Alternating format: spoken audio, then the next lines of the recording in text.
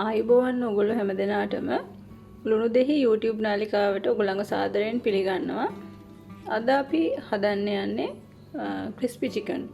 ගෙදරදීම කොහොමද ඉක්මනට අඩු වේලාවකින් අඩු කාලයකින් කොහොමද ක්‍රිස්පි චිකන් හදාගන්නේ කියලා තමයි මම අද ඔයගොල්ලන්ට කියලා දෙන්න යන්නේ. ඉතින් අපි බලමු කොහොමද ක්‍රිස්පි චිකන් හදාගන්නේ කියලා. ඇත්තටම මේ අද අපි හදන්න යන්නේ ක්‍රිස්පි චිකන් එක ඉතා ඉක්මනින් හදාගන්න පුළුවන් එකක්. ගොඩාක් වෙලා චිකන් එක සීසන් වෙන්න තියන්නේ නැතුව ගොඩාක් අමුද්‍රව්‍ය අමාරුවෙන් හොයාගෙන දඟලන්නේ නැතුව කරන්න පුළුවන් ක්‍රිස්පි චිකන් එකක් තමයි අද මම ඔයගොල්ලන්ට කියලා දෙන්න යන්නේ. ඒකට මම අරන් තියෙනවා චිකන් ග්‍රෑම් 250ක්. එතකොට පාන් පිටි කෝප්ප භාගයක් මම අරන් තියෙනවා. තව පාන් පිටි කෝප්ප භාගයක් අරන් තියෙනවා. වතුර අරන් තියෙනවා. මේක වතුර නම් ඔයගොල්ලන්ට අවශ්‍ය ප්‍රමාණයට ගන්න පුළුවන්. එතකොට ලුණු කුඩු, මිරිස් කුඩු, ගම් මිරිස් කුඩු. ඒ හැම එකක්ම ඔයගොල්ලන්ට අවශ්‍ය ප්‍රමාණයට ගන්න පුළුවන්. ඔයගොල්ලන්ගේ රස අනුව ගන්න පුළුවන්. තව දෙහි බෑයක් මම අරන් තියෙනවා. අපි මුලින්ම කරන්නේ මේක චිකන් එක පොඩ්ඩක් මේ අපේ අමුද්‍රව්‍ය දාලා හදාගන්න එක තමයි කරන්නේ. අපි මුලින්ම බලමු අපි චිකන් එක කොහොමද හදාගන්නේ කියලා. මම අපි ගත්තු චිකන් එකට මිරිස් කුඩු අපිට අවශ්‍ය ප්‍රමාණයට පොඩ්ඩක් එකතු කරගන්නවා මේ විදිහට. ඒ වගේම ගම්බිරිස් කුඩු ටිකකුත් එකතු කරගන්නවා මේ විදිහට. ඊට පස්සේ මම අපේ රස අනුව අපිට ඇති කියලා හිතන ප්‍රමාණයකට ලුණු එකතු කරගන්නවා. එකතු කරගෙන අපි මේ දෙහි වෑය මේකට මේ විදිහට මිරික ගන්නවා. මිරිකගෙන මේක හොඳට මේ විදිහට අපි කලවම් කරගන්නවා. මේ චිකන් උනත් ඔයගොල්ලන්ට ග්‍රෑම් 250ක් කියලා නෑ. ඔයගොල්ලන්ගේ අවශ්‍යතාවය පරිදි ඕන ප්‍රමාණයක් ගන්න පුළුවන්. ඒකේ ප්‍රශ්නයක් නැහැ. මම මේ ගත්තේ දැන් අද ඔයගොල්ලන්ට ක්‍රමයේ පෙන්වන්න ඕනේ නිසා පොඩි ප්‍රමාණයකින් ගත්තේ. නැත්නම් ඒක ඔයගොල්ලන්ගේ නිවසේ ආයෙත් ඇති වෙන්න ඔයගොල්ලන්ට ගන්න පුළුවන්. දැන් අපි මේ චිකන් එකට අවශ්‍ය කරන දේවල් එකතු කරගෙන ඉවරයි. මේක චුට්ටක් පැත්තකින් තියලා ඊළඟට අපි යන් අපේ මේ පිටි බැටර් එක හදාගන්න විදිය බලන්න. තව ක්‍රමයක් තමයි මම ඔයගොල්ලන්ට කියලා දෙන්න යන්නේ දැන් මේ අපේ පිටි මිශ්‍රණය ගොඩාක් වෙලා අතින් අනන්න නැතුව ඉක්මනටම අනා ගන්න පුළුවන් විදියක් ගැන මම නම් කරන්නේ මේ වගේ බ්ලෙන්ඩර් කප් එකක් අරගෙන ඒකට මේ පාන් පිටි ටික මේ විදිහට එකතු කරගෙන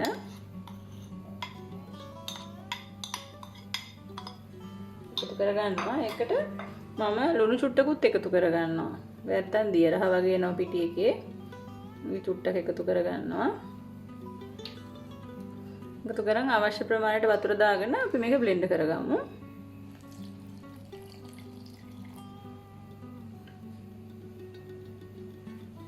විනාඩියක් වගේ පොඩි කාලෙකදී අපේ බැටර් එක සූදානම්. මේ බලන්න මේ මිශ්‍රණය හදා ගන්න ඕනේ ගොඩාක් උකුත් නැති ගොඩාක් දියත් නැති මේ වගේ මිශ්‍රණයක් විදිහට හදා ගන්න ඕනේ. මම පෙන්නන්නම් ඔයගොල්ලන්ට. ගොඩාක් උකු උනත් හරි නැහැ ගොඩාක් දිය උනත් හරි නැහැ.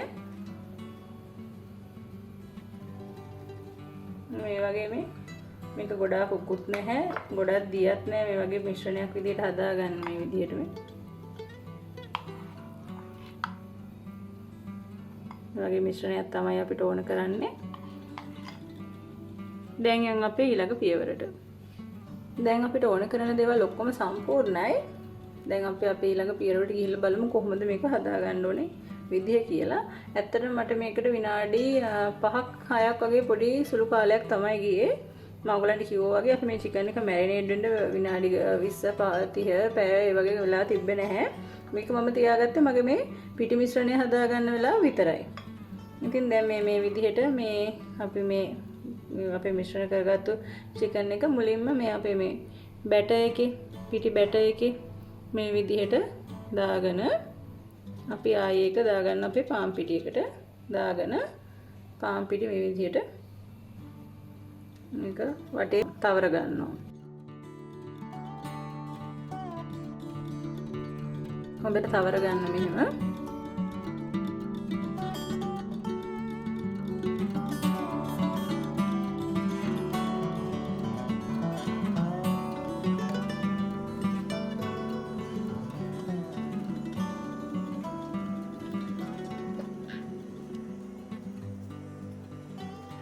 දැන් අපේ චිකන් ටික ඔක්කොම මෙහෙම පාන් පිටි වල තවරගෙන ඉවරයි. ඊළඟට තියෙන්නේ අපිට මේක බැදගන්න. අපි මේක බැදගන්නේ ගැඹුරු තෙලේ.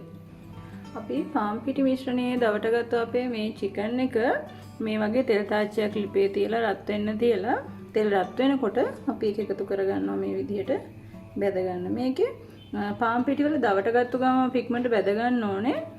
අනිත් එක තමයි මේක අඩු ගින්දරේ ටික වැඩි වෙලාවක් බෙද ගන්න රන්වන් පාට වෙනකම්. හේතුව වැඩි ගින්දරේ අපි මේක බැද්දොත් මේක ඇතුළත තැම්බෙන්නේ නැහැ. චිකන් එකේ ඇතුළත තැම්බෙන්නේ නැතුව වටේ විතරක් කර වෙයි.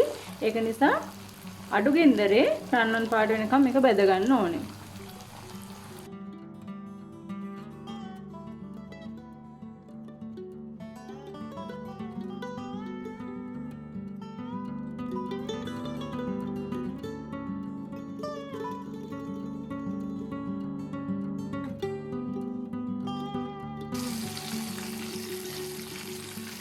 මේ විදිහට අපේ චිකන් එක බැදෙනකොට මේ දැන් රන්වන් පාට වෙන බැදලා තියෙන්නේ අපි බා ගන්නවා ඒක.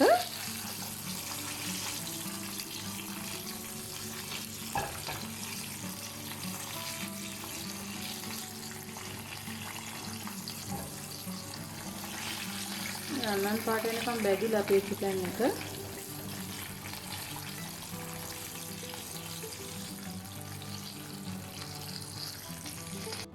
මේ තියෙන්නේ අපි හදාගත්තු අපේ ක්‍රිස්පි චිකන් එක. මේ බලමුකෝ අපි මේක මේ ක්‍රිස්පිද කියලා. සද්ද එනවනේ ඔයගොල්ලන්ටනේ. මේ තියෙන අපි හදාගත්තු එක මේ චිකන් එකත් තැම්බිලා මේ විදිහට. ඔයගොල්ලොත් මේ ක්‍රිස්පි චිකන් එක හදන්න. හදලා අපිට කමෙන්ට් කරන්න, ලයික් කරන්න, අපේ වීඩියෝ ෂෙයා කරන්න, අපව සබ්ස්ක්‍රයිබ් කරන්න. ආයෙ අලුත් වීඩියෝ එකකින් ඔයගොල්ලන්ව හමු වෙන්නම් මම.